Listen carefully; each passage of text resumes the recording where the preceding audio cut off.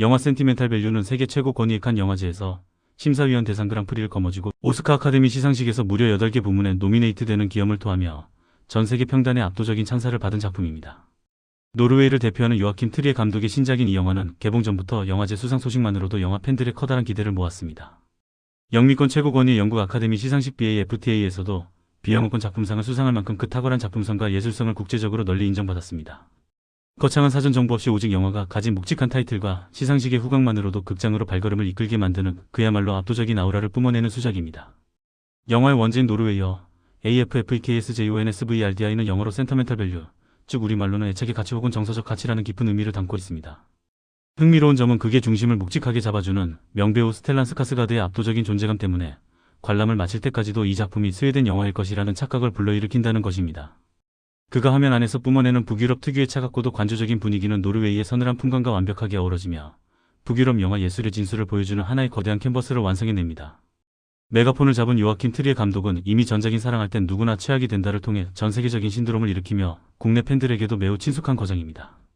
현재 넷플릭스 등 다양한 플랫폼을 통해 감상할 수 있는 전작에서 보여주었던 인간 내면의 복잡다단한 심리 묘사와 세련된 연출력은 이번 센티멘탈 밸류에서 한층 더 깊어지고 성숙해졌습니다.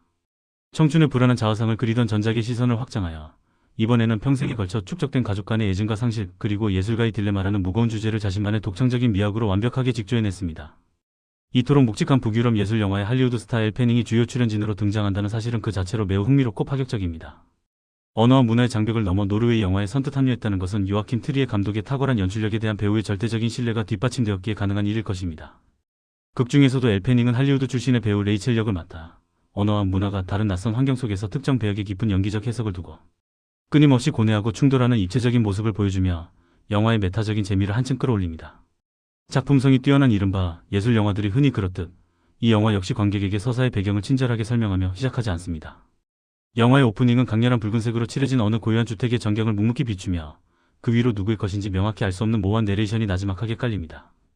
도입부의 이러한 불친절함은 관객으로 하여금 즉각적인 상황 판단을 유보하게 만들고 오직 감각과 직관에 의존하여 영화가 던지는 미세한 단서들을 하나씩 조아 담도록 유도하는 치밀하고도 고도의 연출적 계산입니다. 모호한 오프닝에 이어 화면은 레나테 레인스베가 연기한 주인공 노라 보르그의 극도로 불안정한 심리 상태를 날 것 그대로 보여줍니다. 무대에 오르기 직전의 대기실로 보이는 공간에서 노라는 심각한 불안장애로 인해 과업 증세를 보이며 고통스럽게 헐떡입니다. 이제 막 공연의 시작을 알리는 오픈벨이 무정하게 울려 퍼지는 찰나 극도의 공포에 사로잡혀 무작정 도망치려던 그녀는 결국 스태프들에게 붙잡혀 억지로 무대 위로 등 떠밀려 올라갑니다. 화려한 조명 아래 관객으로 가득 찬 거대한 객석과 그 앞에 선 노라의 위태로운 모습이 강렬한 대비를 이루며 묘한 긴장감을 자아냅니다. 노라의 숨막히는 연극 무대신 직후 영화는 친절한 설명이나 매끄러운 연결고리 없이 곧바로 앞서 등장했던 붉은 주택의 내부로 시점을 이동시킵니다. 여백의 미를 극대화하고 생략된 서사의 빈 공간을 오롯이 관객의 상상력으로 채워넣게 만드는 거장 특유의 불친절하면서도 매혹적인 스토리텔링 방식입니다. 수많은 사람들이 무거운 침묵 속에서 모여있는 주택의 내부는 누가 보아도 상을 치르고 있는 장례식장의 엄숙한 분위기를 띠고 있습니다.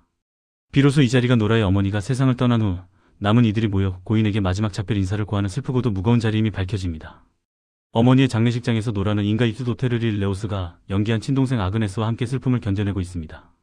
그 슬프고 정적인 공기 속에서 아그네스가 아빠도 곧 이곳에 올 것이라는 소식을 전하자 노라의 얼굴에는 반가움 대신 깊은 그늘과 불쾌감이 서립니다. 그들의 아버지는 스텔란 스카스가드가 연기한 구스타브로 세계적인 명성을 구가하는 위대한 영화 감독이지만 가족의 역사에서는 철저히 실패한 인물입니다. 그는 두 딸이 아주 어렸을 적에 일방적으로 이혼을 통보하고 집을 떠나버렸으며 그 이후로 가족들과는 철저히 왕래를 끊고 단절된 삶을 살아왔던 무책임한 아버지였습니다. 오랜 침묵을 깨고 나타난 구스타브는 상실의 슬픔에 잠긴 노라에게 오직 그녀만을 염두에 두고 집필한 새로운 대본이 있다며 함께 영화를 제작하자는 일방적이고도 이기적인 제안을 건넵니다.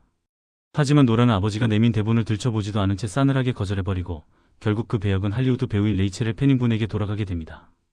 오랫동안 메가폰을 잡지 못해 심각한 창작의 슬럼프에 빠져있던 구스타브에게 이 작품은 사실상 그의 영화 인생을 마무리 짓는 유작이 될지도 모르는 절박한 프로젝트였으나 깊게 파인 가족의 골은 그의 예술적 야심마저 쉽게 허락하지 않습니다. 노라의 강경한 거절 이면에는 무책임하게 가족을 버린 아버지에 대한 원망뿐만 아니라 남겨진 자녀들을 제대로 돌보지 않고 방치했던 어머니에 대한 복잡한 애증까지 깊게 자리하고 있습니다.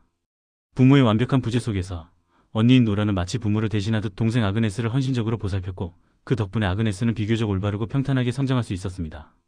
그러나 정작 그 모든 삶의 무거운 짐과 트라우마를 고스란히 짊어져야 했던 노라 본인은 성인이 되어서도 극심한 불안장애와 과업에 시달리며 위태로운 심리 상태를 간직한 채 하루하루를 버텨내듯 살아가고 있었던 것입니다. 영화 속에서 구스타브는 이제는 자신이 너무 소심해져서 과거처럼 위대하고 제대로 된 예술을 창조할 수 없다고 자조적으로 고백합니다. 이는 예술가로서 전 세계의 찬사를 받는 기념비적인 성취를 이루었지만 그 대가로 가장 소중한 가족과의 관계를 산산조각 내버린 그의 뼈아픈 회한을 상징합니다. 세상의 모든 것을 가질 수는 없다는 가혹한 등가 교환의 법칙 앞에서 늙고 쇠약해진 예술가의 후회는 짙은 씁쓸함을 남깁니다. 아이러니하게도 평생을 영화에 바친 구스타브는 연극이라는 장르를 경시하고 폄하하지만 정작 그가 가장 사랑하고 인정받고 싶어하는 딸 노라는 오직 연극 무대 위에서만 자신의 위태로운 삶을 지탱하는 연극 배우의 길을 걷고 있습니다. 극의 후반부 아버지가 쓴 대본을 들고 고군분투하던 레이첼은 끝내 그 캐릭터의 깊은 내면을 온전히 이해하지 못하겠다며 백기를 듭니다. 애초에 그 대본은 구스타브가 자신의 딸 노라가 가진 깊은 상처와 본질을 투영하여 써내려간 오직 노라만이 숨결을 불어넣을 수 있는 고유한 텍스트였기 때문입니다. 인간의 감정은 때때로 비이성적이고 충동적으로 보일지라도 결국은 그 이면에 축적된 복잡한 인과관계의 지배를 받는다는 것을 영화는 웅변합니다. 오랫동안 단절되었던 구스타브와 노라, 그리고 아그네스는 결국 예술이라는 매개체를 통해 서로의 감정과 상처를 전달하고 불완전하게나마 찢어진 관계의 회복을 모색합니다. 이처럼 지구 반대편의 노르웨이 가족이 겪는 상실과 치유의 과정이 우리에게도 진한 감동을 주는 것은 인간이 가진 보편타당한 애착의 정서가 얼마나 강렬하고 아름다운지를 영화가 완벽하게 증명해내고 있기 때문일 것입니다.